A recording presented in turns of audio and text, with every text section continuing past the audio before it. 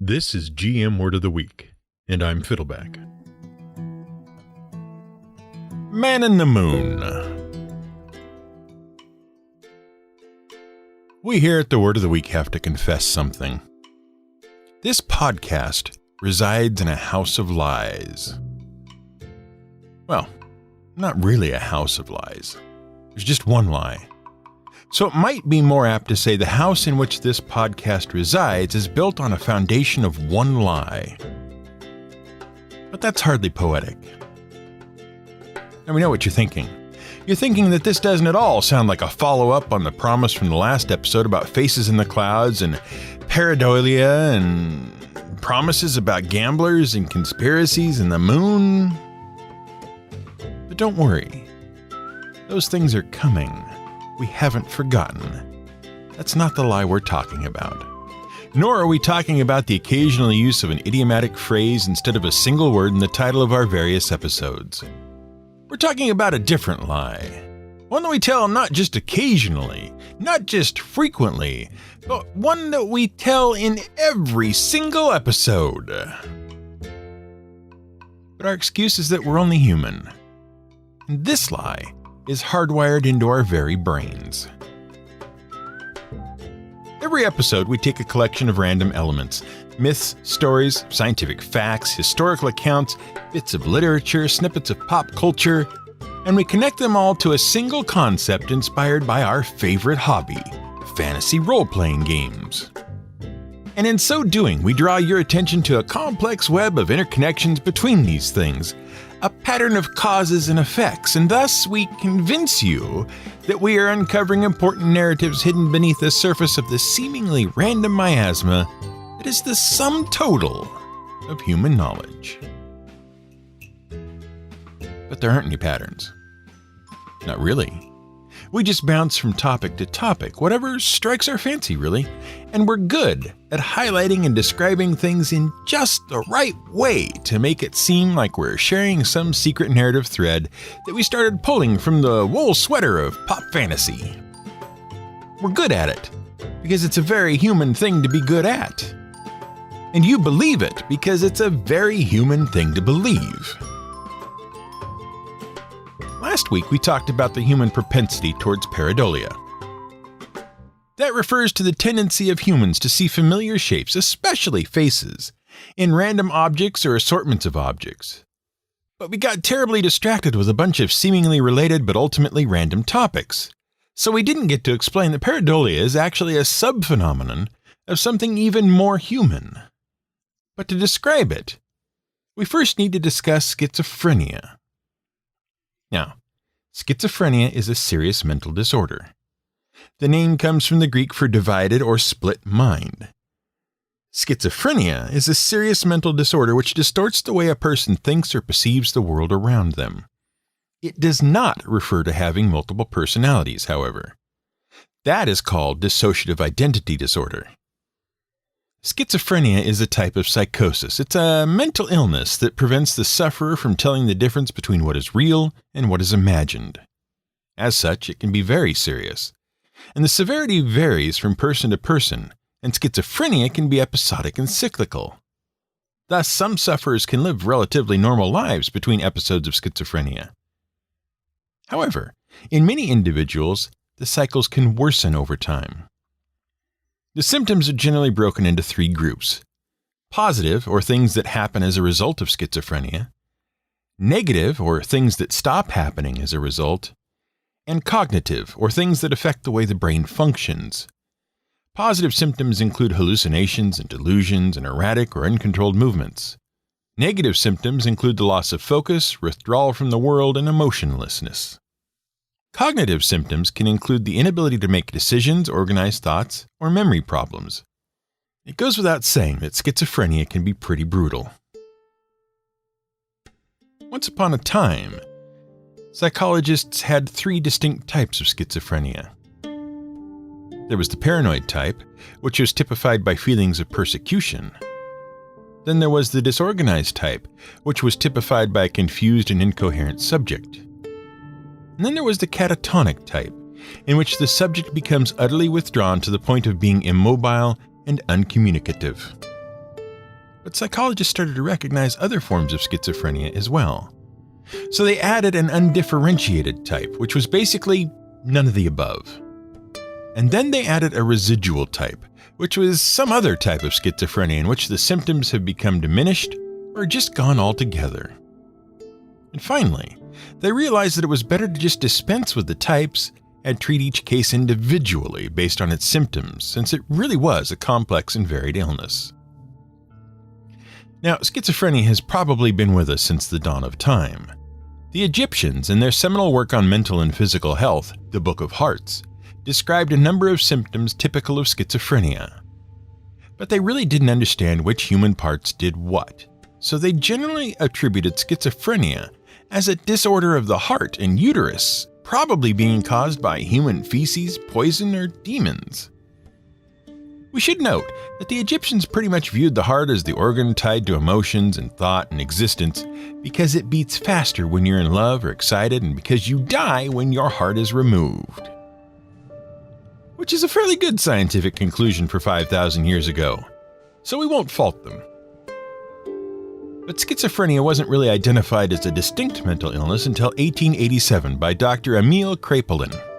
He was a German psychiatrist who is generally considered to be the father of modern psychiatric medicine. He called it dementia praecox, which translates to precocious madness, though it might be more apt to translate it as premature dementia. See, he basically saw it as the normal dementia of age, occurring in someone too young for that kind of thing. And it was a Swiss psychiatrist named Eugen Bleuler who, in 1911, realized that it was different from dementia and started cataloging the symptoms. And he named it schizophrenia. We should also note, for completeness, that in the past 2 decades we've discovered a lot of evidence that schizophrenia is a biologically based disease. We even have some very amazing images showing the rapid degeneration of physical brain tissue in schizophrenic patients. And we're making great strides toward treating it and ultimately curing it. Well, not us personally, but, doctors and scientists. But we bring it up because of another German, Klaus Conrad. In 1958, he was studying the onset of schizophrenia, especially where it involved paranoia. And what you have to understand is that paranoia isn't just a fear that the world is out to get you. It's actually a very complex set of self-supporting delusions. The subject not only believes that there are vast conspiracies against them, but that they are also important enough to be the target of such complex conspiracies.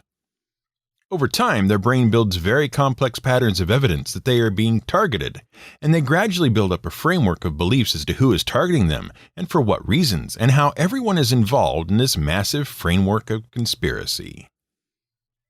And one of the things that Conrad presented in his 1958 paper on the beginnings of schizophrenia was that paranoia and similar delusions seem to start with a runaway sense of building complex patterns of connections between unrelated things.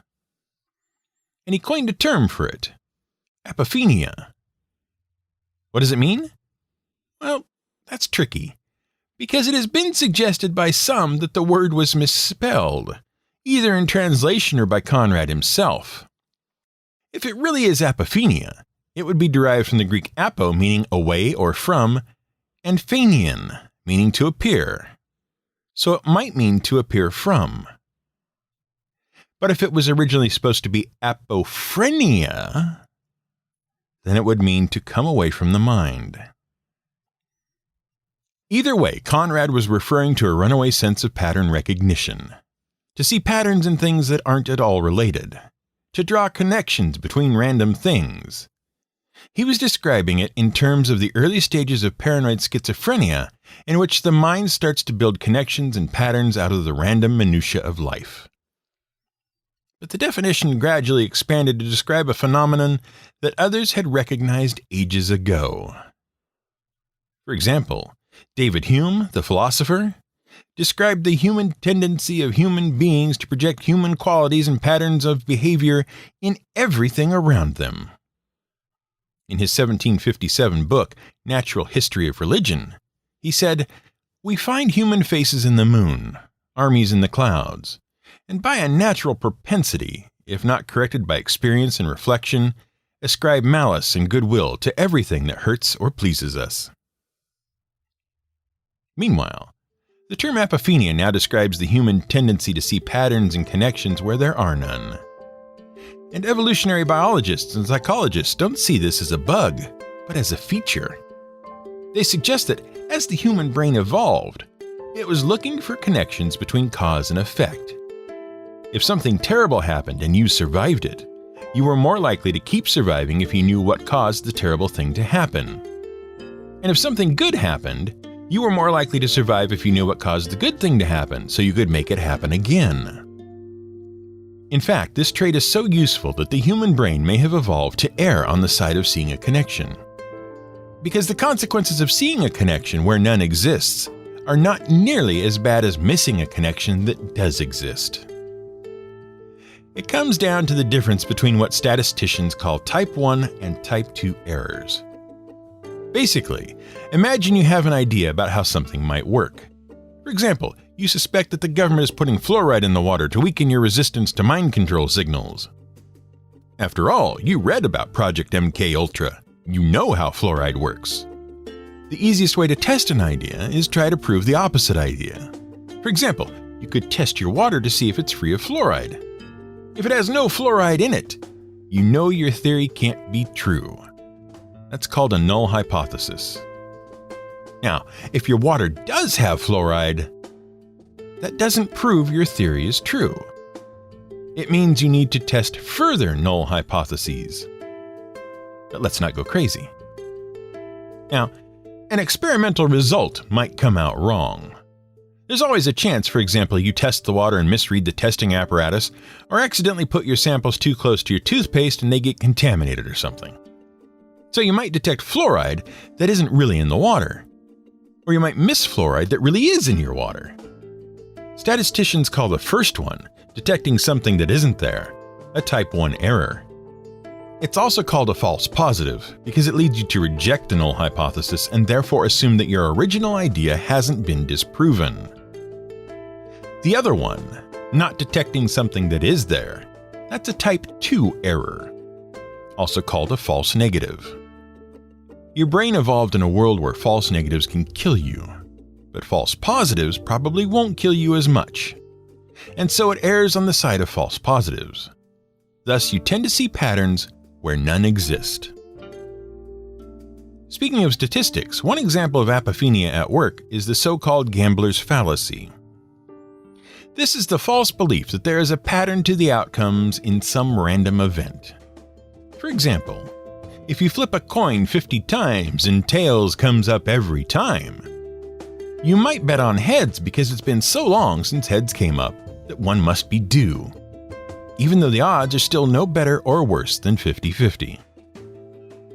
Another example is the belief that if you roll your d20 on an unimportant or unnecessary roll, and a 20 comes up, you've wasted a crit, as if the die will only give out a certain number of natural 20s in a day. Another example of apophenia is confirmation bias. That's the tendency of people to lend more credence to evidence that supports what they already believe to be true than to contrary evidence. And it happens to everyone, even you. But one of the most intriguing forms of apophenia is pareidolia, the faces in the clouds thing. Or as Dave Hume mentioned, seeing the man in the moon. Yeah, that face you imagine gazing down from the heavens every night, that silver celestial orb, is only visible because your brain has evolved a propensity toward paranoia. Sort of. Now, the moon has been around for a long time, almost as long as the Earth has been around. And we've been staring up at it for as long as we've been writing about people with mental disorders caused by uterine ghosts. But much like schizophrenia, we've only recently come to understand it, where it came from. The formation of the moon was actually a mystery for a long time. Some theorized that it had formed in the same way the Earth had, from the condensation of a cloud of debris. It basically formed as the Earth's little sister. Others theorized that it had been a massive object from the outer solar system that had drifted our way and gotten caught in the Earth's gravity well. It wasn't until 1972, when the United States of America sent some people up there to gather some pieces of the moon, that we finally developed a solid theory of where the moon came from.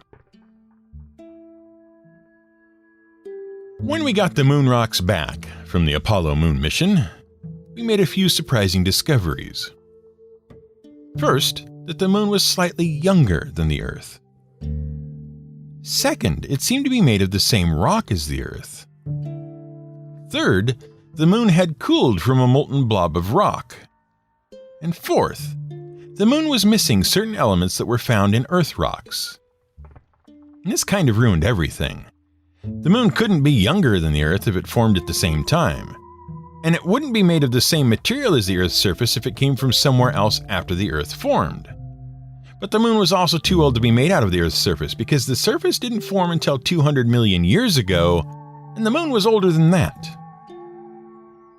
It wasn't until 1975 that a theory emerged that explained all the details.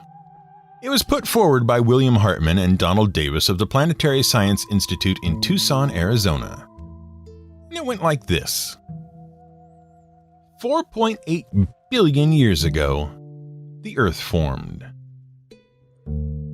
Then, 4.5 billion years ago, when the Earth was still a chaotic mass of rock and lava, a giant rock that was whizzing around the infant solar system hit the Earth. And when we say giant, we mean the size of Mars. They named that poor rock, by the way. They called it Theia. Now, Theia hit the Earth at an oblique angle, and it blasted off a huge blob of molten Earth rock. Of course, the force of the impact vaporized certain volatile elements, which blasted off into space and were never seen again. And the really heavy stuff fell back down into the Earth with a gloop. But the middling stuff collected in a ball of lava and settled into an orbit, a fast orbit, around the Earth. And it cooled off and turned into a ball of Earth rock. And that's the moon. And these days, that's pretty much the agreed-upon theory of where the moon came from. But we're not talking about the moon itself. We're talking about the face people see in the moon. The man in the moon. Sort of. But not really. But let's not get ahead of ourselves. First, let's talk about what we generally call the man in the moon. In the northern hemisphere, in the Western world, we generally see a face in the full moon or a face in profile in the crescent moon. That's just a simple example of pareidolia and apophenia at work. There's a face-like shape, we see it. But what's interesting is that different people see different shapes in the moon. For example, the man in the moon is not the face that we imagine on the moon's surface. It refers to a much older story, and to the apparent resemblance of part of the moon to a walking man carrying a bundle over his shoulders. That guy, and the dog some people see walking beside him, that's the man in the moon. Now, there's lots of stories about how that man got there, at least in the European traditions. One old German story goes like this. One Sunday morning, an old man walked into the woods to cut some firewood. He cut a bundle of wood, slung it over his shoulders, and headed home. But on the way home, he met a stranger in fine clothes, dressed for church. The stranger saw the bundle on the old man's back and admonished him. "Don't you know it's Sunday?" the mysterious stranger said. "Today is a day to remember God, not for working." The old man laughed and said, "Sunday on earth or Monday in heaven, it's all the same to me." The stranger then said, "If you don't value Sunday on earth, you can carry your burden forever in heaven as a warning to all those who forget the Sabbath." And then the stranger banished the man to the moon. Now, this version of the story is tied to Christianity, obviously, but it's actually just one version of a story that seems to have existed for ages. In the Middle Ages, the man was banished to the moon for stealing rails from a neighbor's fence or for cutting sticks from a neighbor's hedgerow. The ancient Roman man in the moon was a sheep thief. The elements are the same, though. Old man confronted about an illicit practice involving a burden he's carrying and a mysteriously strange or divine figure with the power to banish people to the lunar surface. Speaking of people banished to celestial objects, let's end with another story of shapes on the moon. In this case, it's the myth of Chang'e, the goddess in the moon. And it's related to the rabbit in the moon. See, in China, Korea, and Japan, when they look at the moon, they see the shape of a rabbit. And once you look up a picture of it, you can't unsee it yourself. They each have their own story for what the rabbit is doing up there. The Chinese jade rabbit makes medicine, while the Korean rabbit of the moon makes rice cakes, and the Japanese rabbit on the moon is actually a magical anime schoolgirl. Okay, not really. But anime superhero Sailor Moon's given name, Usagi Tsukino, is a play on the phrase Tsukino Usagi, which means rabbit of the moon. The rabbit isn't important to this story. We just wanted to mention it so that it wouldn't be a surprise when the moon rabbit turns up at the end. There are these immortals living in heaven named Chang'e and Hu Yi. They were married, and Hu Yi was the best archer in the cosmos. So one day, the 10 sons of the Jade Emperor, god of the universe, turned into 10 sons. What we mean is that the Emperor's male offspring turned into flaming balls of nuclear fire. The Emperor, unable to control his sons, asked the immortal archer to help get his sons under control. So Hu Yi took his bow and shot 9 of the kids out of the sky, dead. But he left one son to be the sun, which is why we have that one son. The Emperor was a little miffed about Hu Yi's solution, and so he banished Chang'e and Hu Yi to Earth and took away their immortality. Chang'e became depressed as a mortal, so Hu Yi undertook a quest to find a magical pill of immortality. And he did. Good for him. And the instructions indicated that a mortal only needed half a pill to become immortal. In fact, they specifically warned against overdosing. Hu Yi took the pill home and hid it. We guess he was holding on to it as an anniversary or birthday gift or something. And then he went out again. Chang'e found the pill, and with the precise comedic timing of an ancient myth or a modern sitcom, Hu Yi came home at that exact moment. Chang'e panicked and quickly swallowed the pill to hide it. And the double dose of immortality caused her not only to become immortal, but to become immortal on the moon. Fortunately, she wasn't lonely because the moon rabbit kept her company. Now, that overdose may cause relocation to a nearby celestial body thing might seem to have come out of left field. But there is some precedent for failed attempts to achieve immortality to lead to banishment to the moon. For example, there's also a woodcutter named Wu Gang up there. He was punished for trying to achieve immortality. But he'll be paroled if he can cut down the tree that's growing up there. Unfortunately, the tree is immortal too. Every time he cuts it down, it just grows back. The point of all this is that it's easy and perfectly human to see shapes and images and patterns where none exist. And there's nothing wrong with it when it's just in good fun. Like when you're writing a podcast that connects seeing faces in the clouds to immortal moon trees by way of American poets and German neuroscientists. That's all in good fun. But none of that excuses any of you from trying to roll all the ones out of your dice so your character can never fumble. Remember that. This has been GM Word of the Week. It's written and researched by The Angry GM and produced by me, Fiddleback. You can support us on Patreon at patreon.com/GMWordOfTheWeek. You can find more at gmwordoftheweek.com and theangrygm.com.